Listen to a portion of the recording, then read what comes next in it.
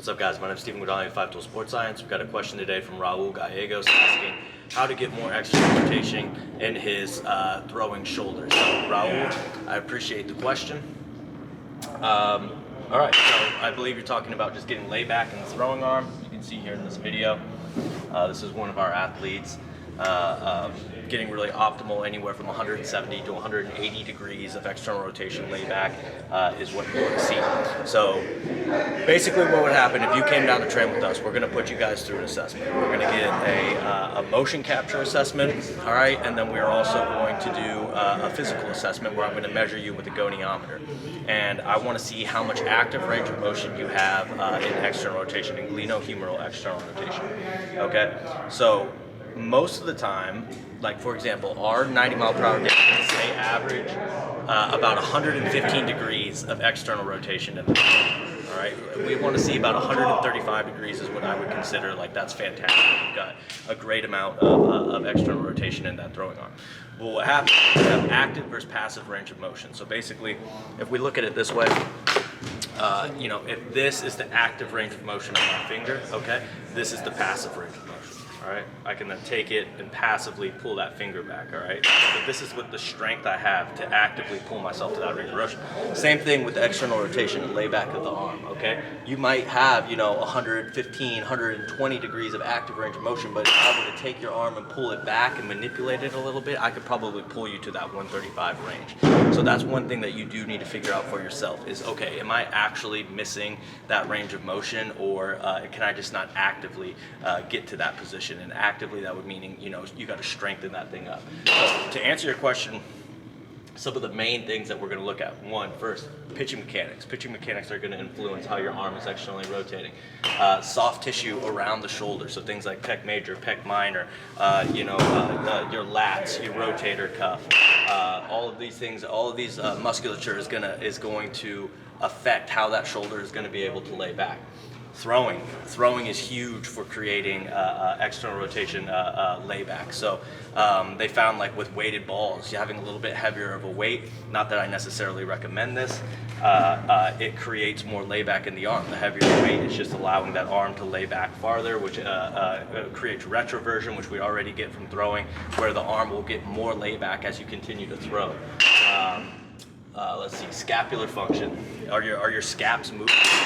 All right, are your scaps able to go through all the ranges of motion that they're supposed to be able to go to? Specifically, are they able to posteriorly tilt?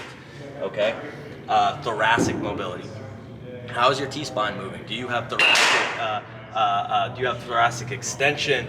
Do you have thoracic rotation? Is your T-spine mobile, or are you really stiff and really tight through that T-spine? Lumbo pelvic control is another one. So how well are you able to maintain your pelvis and your core?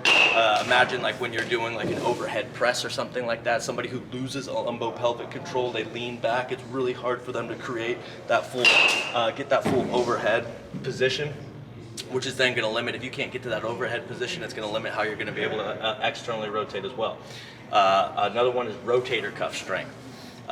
Making sure that rotator cuff is strong, you know, making sure that you're doing a progressive arm care routine, which means it's not just using bands. You know, bands are great for warm up, but it's also, you got to be able to challenge that muscle beyond just using bands. Okay, it's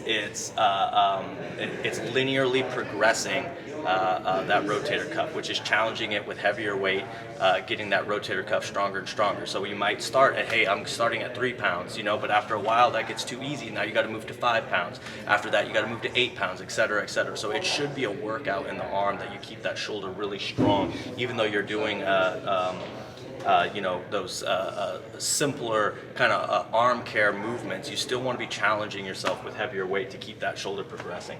And then finally, it's just overhead strength. A lot of pitchers do not lift overhead, okay? And overhead strength is really, really important to maintain integrity and strength in the upper body. There's just so much torque hitting that arm from throwing that you really need to maintain the integrity, and to do that, you got to keep that upper body strong. So I like to do, overhead strength stuff where you're just, pressing overhead, but I also like to add in a kinetic chain aspect of it. So something like you would be doing lunges in the overhead position, or even pressing from the overhead position with lunges.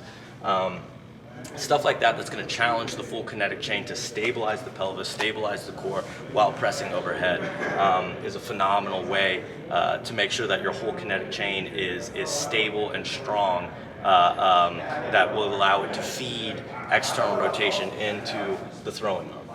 Raul, I hope that answers your question, man. If you got any more questions, guys, go ahead and shoot them over to my DM. I'll be sure to answer them for you. And Raul, if there's anything I can do to help, man, go ahead, just keep reaching out. And of all the things we talked about, I'm sure there's something in there that you need a little bit more help on. That might be your strength, might be a weakness for you. It really just depends. I'll try to do whatever I can online, but guys, it always is best if you can come down and train with us. Come down for a 4-month training camp. Come down and live here. We have housing for you guys to stay. Increase your pitching velocity. We do live at bat so that you can keep expanding your game, working on your pitches, learning how to attack hitters, and really just take your game to the next level. So that's ultimately what we want to do, guys, is get you guys down here to train, get you guys assessed, get you on our training programs, and get you guys gaining velocity and becoming better pitchers overall, and taking your game to the next level. So if you have any questions, shoot them over. If not, that's the end of this episode. All right.